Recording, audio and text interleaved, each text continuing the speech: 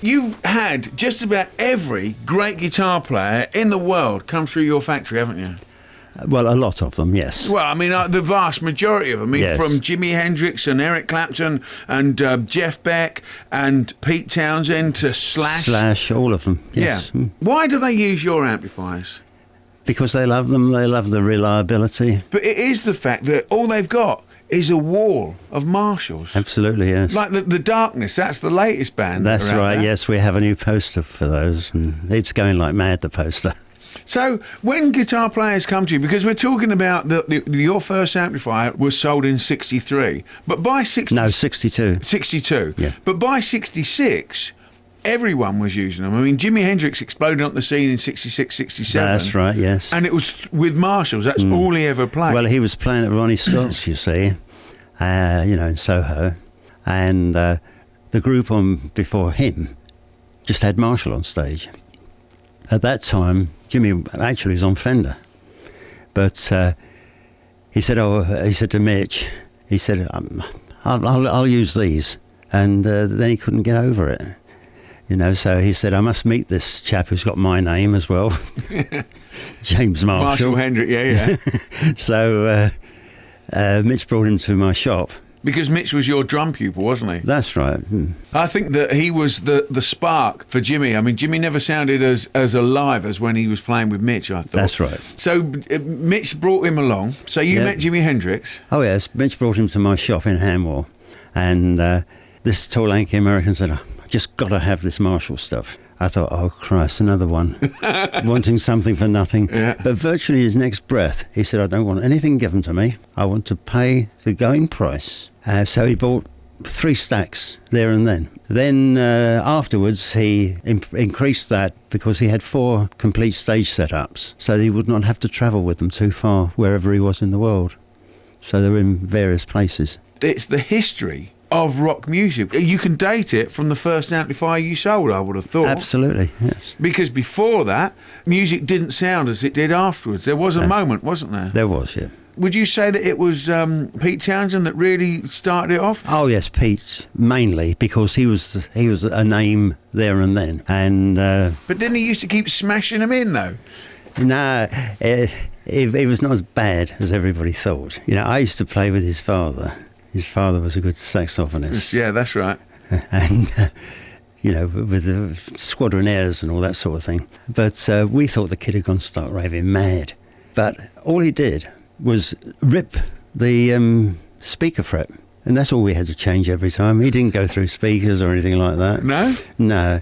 And the Rickenbackers that he used to smash, that was a very funny one because the first 2 were genuine. He smashed them. Then he brought them to me. He said, could you glue these together for me to make them look right? He said, so that I'm playing and I can quickly swap and break one of those that you put together for me. And that's what we did. Oh dear! So it was all showbiz then. It was just a new form of showbiz. But to Cliff, his dad, and me, we thought the kid had gone stark raving. But you're 80 now, Jim. Are you ever going to retire? I don't know what I should feel like at 80, but I do not feel any different. No.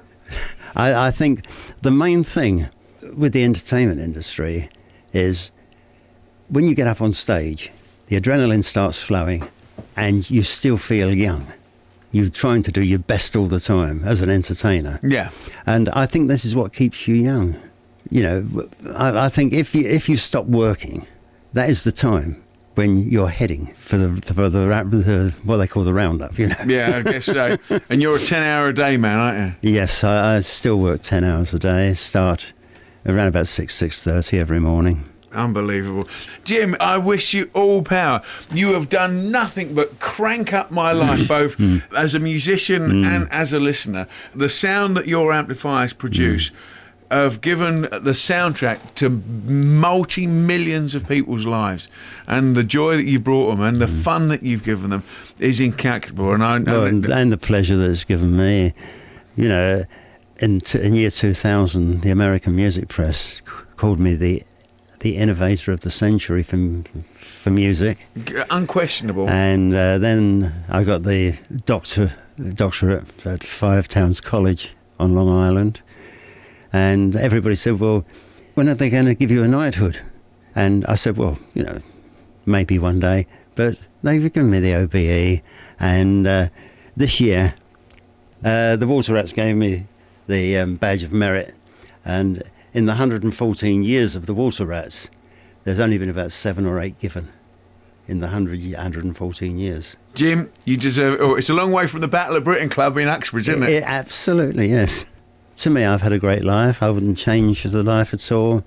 I'm quite happy that I feel so young at 80. I don't know what I should feel like at 80, but I feel young. And I think it's all down to music. Oh, certainly. Music is the best. And performing. It's an unquantifiable joy. I mean, the sound that comes through the air. Because the interesting thing about Marshall amps is that you plug a guitar into it, someone whacks a chord, you can't see it, but you can feel it in your soul. Yeah. And you feel it in the air. It's a marvellous thing. Jim, it has been absolutely marvellous. And all power to you. And here's to the next 80 years. You've got a legacy here that will never, ever die. I mean, this is the thing. It's like Marshall amplifiers. While there is life on Earth, there'll be people playing through a Marshall amplifier. Of that, there is no doubt. And it has created the greatest music of the last 42 years, unquestionably. Jim Marshall, OBE, thank you very much indeed. Thank you.